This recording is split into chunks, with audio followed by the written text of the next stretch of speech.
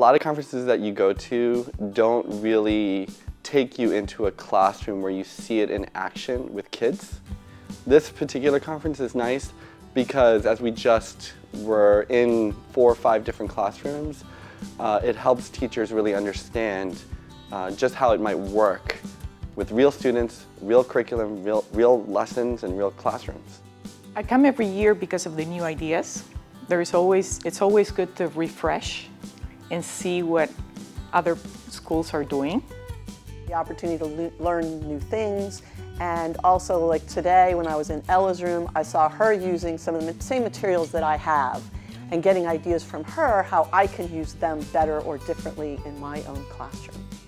I did a Tinkercad program, and it was, okay, where can I apply this in the process of traditional programs, say I'm thinking geometry honors or something like that, and yet be able to, maybe not immediately, but as time goes on, kind of put this into that non-traditional classroom, maybe utilizing it across curriculums, you know, to just kind of figure out how we can actually make it happen.